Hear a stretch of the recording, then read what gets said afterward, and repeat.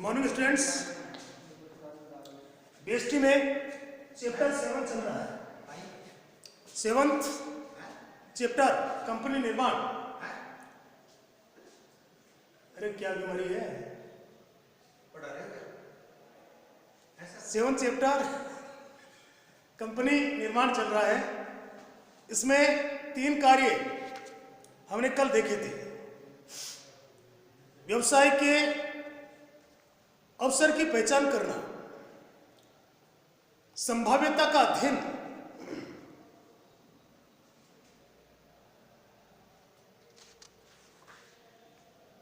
नाम का अनुमोदन। आज नंबर 4 देखते हैं। संस्थापन प्रलेख के हस्ताक्षरकर्ताओं को निश्चित करना।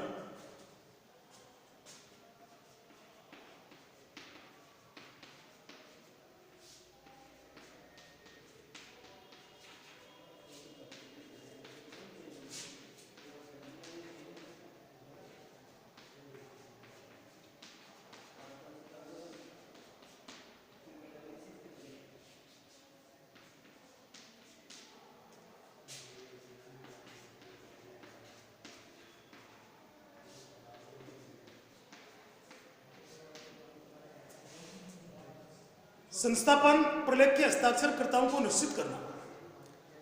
प्रवर्तक को उन सदस्यों के संबंध में निर्णय लेना होगा जो प्रस्तावित कंपनी के उद्देश्य पत्र पर हस्ताक्षर करेंगे। संस्थापन प्रलेख जो कंपनी का एक महत्वपूर्ण प्रलेख होता है, जिसमें कंपनी के उद्देश्यों का वर्णन होता है। किस उद्देश्य को लेकर कंपनी स्थापित की गई है, उस उद्देश्य को छोड़कर कंपनी कोई दूसरा काम नहीं कर सकती है। तो संस्थापन प्रलेख के उद्देश्य पत्र पर हस्ताक्षर करने वाले लोगों का चुनाव करना होगा, निश्चित करना होगा। सामान्यतः जो लोग उद्देश्य पत्र पर हस्ताक्षर करते हैं वही कंपनी के प्रथम निदेशक बनना और कंपनी की योग्यता खरीदने के संबंध में लिखित स्वीकृति लेनी आवश्यक है। सामान्यतः जो लोग उद्देश्य पत्र पर यानी संस्थापन प्रलेख पर हस्ताक्षर करेंगे वो ही कंपनी के प्रथम निदेशक होते हैं और कंपनी के योग्यता अंश खरीदने के लिए अपनी लिखित सहमति प्रदान करते हैं। नेक्स्ट देखिए, पेशेवर लोगों की नियुक्ति।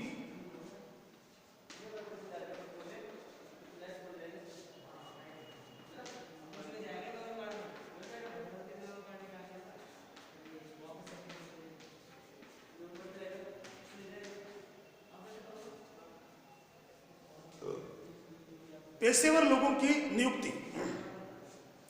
प्रवर्तक आवश्यक प्रलेखों को बनाने में,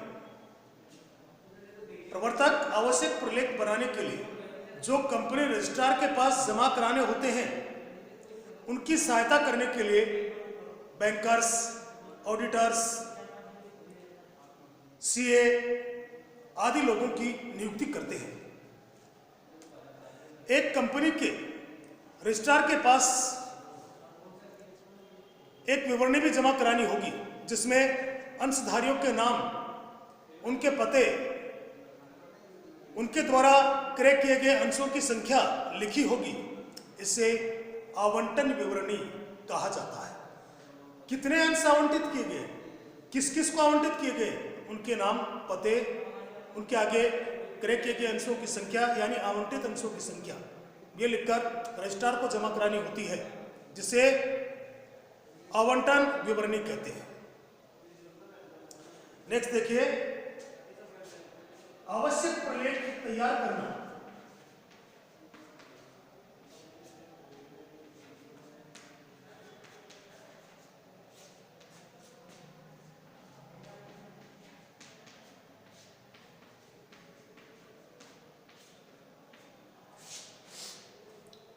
आवश्यक प्रलेख तैयार करना। प्रवर्तक अब कुछ वैधानिक प्रलेखों को तैयार करने के लिए कदम उठाएगा। इतने कार्य करने के बाद में कुछ वैधानिक प्रलेख जो कंपनी निर्माण के लिए आवश्यक होते हैं उनको तैयार करने के लिए कदम उठाएगा, जिन्हें कंपनी के पंजीयन के लिए कानूनन कंपनी रजिस्ट्रार के पास जमा कराना आवश्यक होता है। तो सभी प्रलेख तैयार करने का कार्य भी प्रवर्तक का होता है। अब देखिए कौन कौन से प्रलेख जमा किए जाते हैं।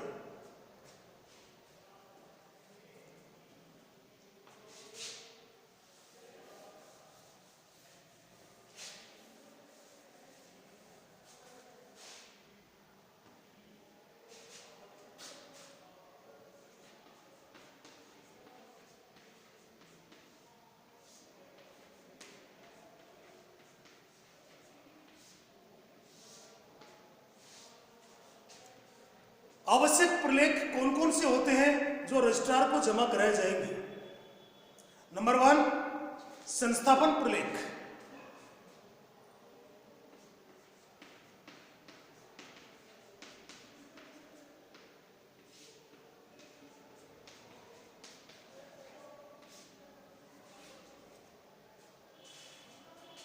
संस्थापन प्रलेख कंपनी का महत्वपूर्ण प्रलेख होता है, जिसमें कंपनी के उद्देश्यों का वर्णन होता है। संस्था का संस्थापन प्रलेख कंपनी का प्रमुख प्रलेख होता है। यह कंपनी का महत्वपूर्ण प्रलेख होता है क्योंकि यह कंपनी के उद्देश्यों को परिभाषित करता है, किन उद्देश्यों को लेकर कंपनी की स्थापना की जा रही है। कानूनन कोई भी कंपनी संस्था के संस्थापन प्रलेख से हटकर कोई कार्य नहीं कर सकती है। अगर किसी कंपनी की स्थापना स्टील का फर्नीचर बनाने के लिए की गई है तो केवल स्टील का फर्नीचर बना सकती है, दूसरा कोई निर्माण का काम नहीं कर सकती है। अगर दूसरा कोई कंपनी निर्माण का काम करना चाहती है तो उसके लिए रजिस्ट्रार से दूसरी कंपनी की मान्यता लेनी होगी। कंपनी अधिनियम 2013 की धारा 256 के अनुसार संस्थापन प्रलेख से अभिप्राय एक कंपनी के ऐसे प्रलेख से है जो इस अधिनियम अथवा किसी पूर्व कंपनी अधिनियम कौन सा 1956 अथवा किसी पूर्व कंपनी अधिनियम के अनुसरण में मूल रूप से बनाया गया हो अथवा समय समय पर संशोधित किया गया हो। संस्थापन प्रलेख में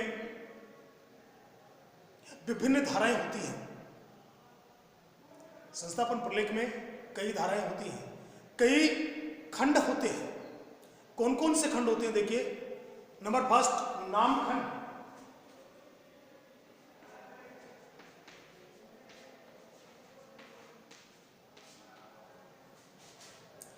नाम खंड में कंपनी का नाम लिखा जाता है।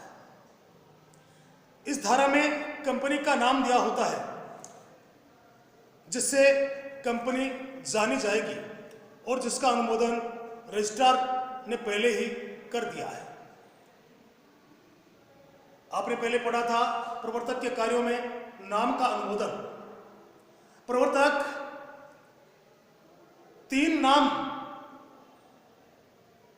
फॉर्म में क्रम से लिखकर देता है और कंपनी रजिस्ट्रार को जमा कराता है।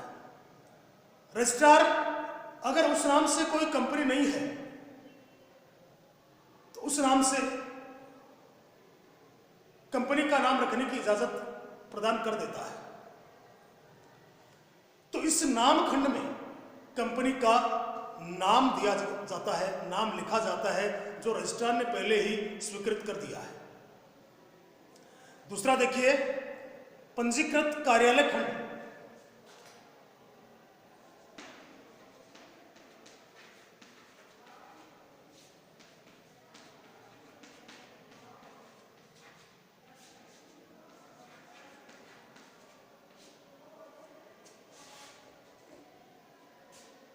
पंजीकृत कार्यालय खंड, इस धारा में उस राज्य का नाम दिया जाता है जिसमें कंपनी का प्रस्तावित पंजीकृत कार्यालय। इस अवस्था में कंपनी के पंजीकृत कार्यालय के निश्चित पते की आवश्यकता नहीं होती है। इस खंड में उस कार्यालय का नाम लिखा जाता है जिस राज्य में कंपनी का पंजीकृत प्रस्तावित कार्यालय होगा। इस समय निश्चित पते की आवश्यकता नहीं होती है, लेकिन कंपनी के समामेलन के 30 दिन के भीतर इसे कंपनी रजिस्ट्रार को सूचित करना होता है।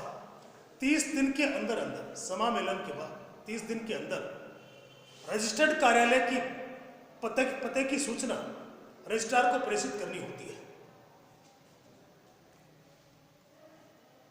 तीसरा देखें, उद्देश्य खंड।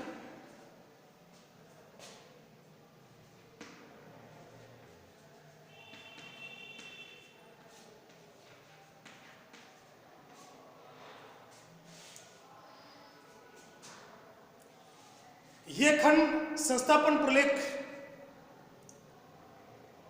की सबसे महत्वपूर्ण धारा है या संस्थापन प्रलेख का सबसे महत्वपूर्ण खंड है। इसमें कंपनी ने जो उद्देश्य लिखा है, उस उद्देश्य से अलग हटकर कंपनी कोई कार्य नहीं कर सकती है। उद्देश्य से हटकर कोई कार्य कंपनी नहीं कर सकती है। उद्देश्य की धारा को 2 उपधाराओं में बांटा गया है, मुख्य उद्देश्य और अन्य उद्देश्य।